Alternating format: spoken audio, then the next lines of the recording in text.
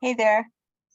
He, I have a youngish mid-30s family member who suffers from chronic migraines and mm, has been on at least 9 medications and tried the Cepali and mm. recently had a dental consult and they thought her jaw was a factor and they did something to take care of that and her jaw pain is gone, but it did nothing for the migraines.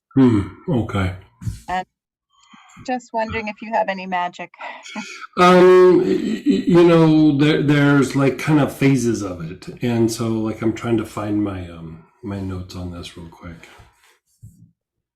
One thing you can do is like sometimes if you mix like peppermint with the dark blue tansy, and then like maybe 3 parts peppermint with like 1 or 2 parts of the dark blue tansy, and then mix it in a little alcohol, and you can rub it like on the neck and back and shoulders.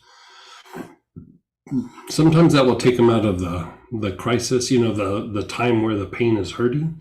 But then over a period of time, I like to do the thing with the vetiver at the base of the skull. The base of the skull up and around the ear and things like that. The thing with migraines, there can be a lot of factors.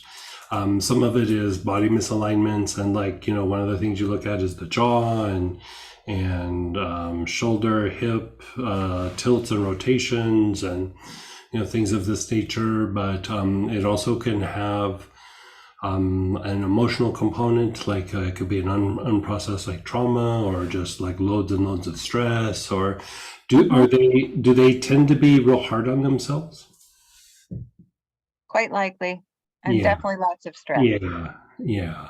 I just even as we were talking, like I kind of got the thing like they're probably super hard on themselves, and so I'm looking something up here. Um, So, there's that oil butterbur, like that is used sometimes to treat migraines. Sometimes it works, sometimes it doesn't. I mean, this is the thing with migraines is you kind of hit and miss, and because there's the personality component of it. Different personality types respond to different oils in this particular scenario. And then you always want to release body tension and tension in the spine. And another thing that I always look at is like the deepening of the breath. Is there a little bit of anxiety? Things of this nature. But you could do the peppermint and the dark blue tansy, and then start with like the butterbur if they would be up to doing it internally, and the vetiver at the base of the skull.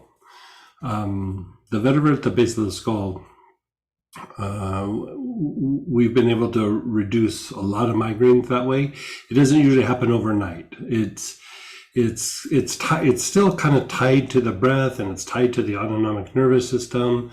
And like you said, they're probably under a lot of stress, and so sometimes you start to integrate the use of like some inhalation of the lemongrass to balance out the nervous system.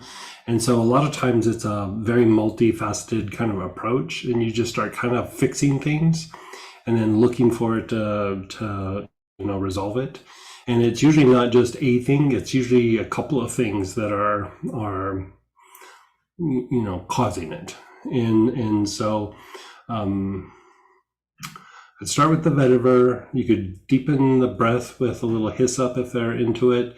I do the butterbur internally, and I mean butterbur has been looked at as like how it impacts the circulation of the brain, and they've even looked at it for asthmatic type conditions, which usually when somebody has a migraine, the breath is a bit off, and so again that reinforces what we're doing with the vetiver at the base of the skull.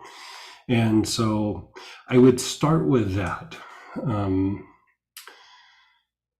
You can always give them a little bit of magnesium as well. 400 or 500 milligrams of magnesium daily. And there is an herb called feverfew, like fever and then few, but all one word. Sometimes that helps. Like it doesn't always help, but like for some people it helps, sometimes it doesn't. And so, there's even a company that makes it, it's just the herb, but they call it migrafew because, it's traditionally used to treat migraines.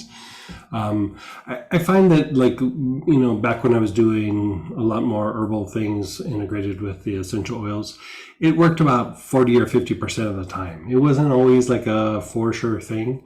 And, that's the thing with migraines. It's very kind of personal. Like, it's not always the same.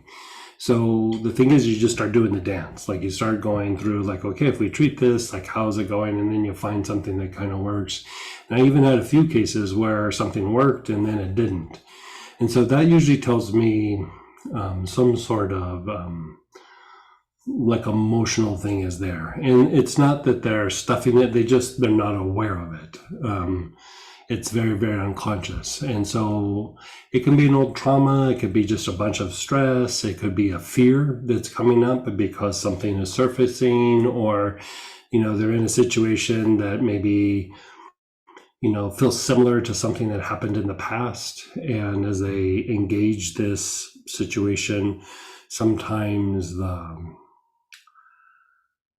the similarity is a little bit triggering. It's, and a lot of times it's not even conscious, but it feels a little similar. So then they start feeling tension of, like, trying to hold back or hold it out.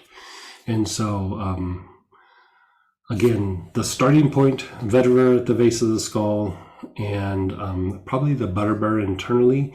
And if they need some help with calming it down, that combination of the peppermint and dark blue tansy. And I'm glad to make that for you in the liniment already. Or if you have the stuff, just mix it like 3 parts peppermint, 2 parts blue tansy, throw it in some alcohol, call it good. And then just have them rub it on their neck and shoulders, even on their back a little bit. Thank you.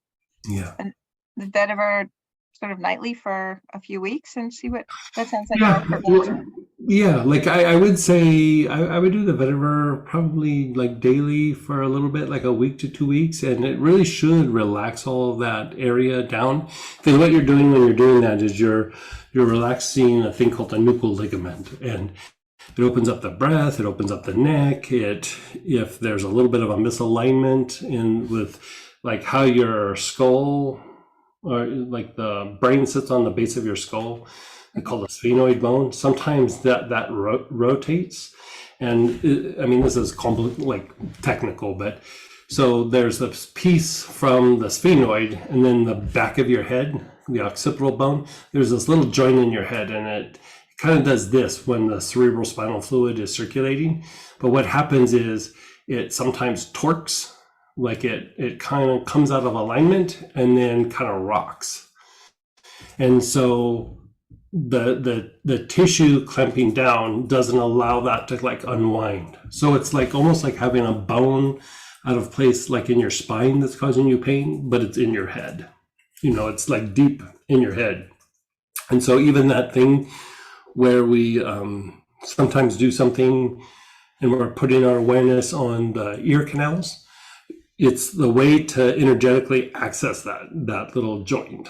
And it's just a way to kind of unwind the tension in that joint. But the topical application along the base of the skull and around the ear also is a way to get it.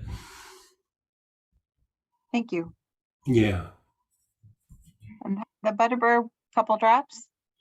Have them put like, maybe 6-8 drops in, and they could add like a little oil if they wanted to, and then rub it, and then just rub it all along the base of the skull.